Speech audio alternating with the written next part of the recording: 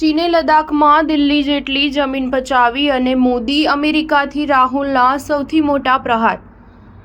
કોંગ્રેસ સાંસદ અને લોકસભામાં વિપક્ષના નેતા રાહુલ ગાંધી હાલમાં અમેરિકાના પ્રવાસે છે અને તેઓ ત્યાંથી પણ ભાજપ અને મોદી સરકાર પર આક્રમક પ્રહાર કરી રહ્યા છે। તેમણે કહ્યું કે ચીને લદ્દાખમાં એક દિલ્હી જેટલી જમીન પચાવી પાડી છે, ત્યારે કેન્દ્રમાં સત્તાધારી ભાજપ અને મોદી સરકારે તેનું કંઈ જ બગાડી શકી નથી।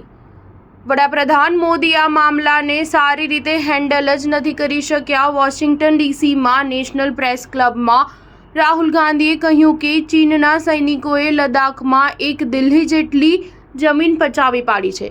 મને લાગે છે કે આ એક આફત જ છે। મીડિયા તેના વિશે લખતું નથી। જો કોઈ પાડોશી દેશ અમેરિકાની 4000 ચોરસ કિલોમીટર જેટલી જમીન પર કબજો કરી લે તો અમેરિકા શું કરશે? શું કોઈ રાષ્ટ્રપતિ એવું કહીને બચી જશે કે અમે આ સ્થિતિને સારી રીતે સંભાળી છે?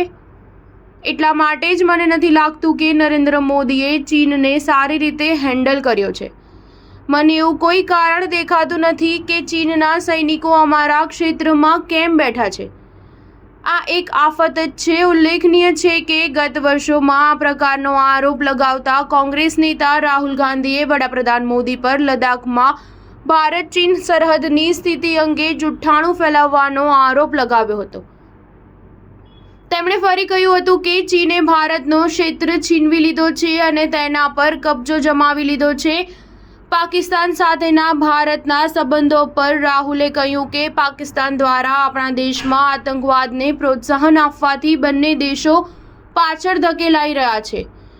પાકિસ્તાન આપણા પર પાછળથી હુમલો કરી રહ્યું છે અને અમે સ્વીકારીશું નહીં કે પાકિસ્તાન આપણા દેશ પર આ રીતે હુમલો કરતું રહે।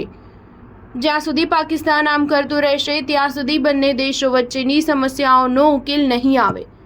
સ્ટાર ન્યૂઝ 7 હંમેશા સચ્ચાઈની સાથે।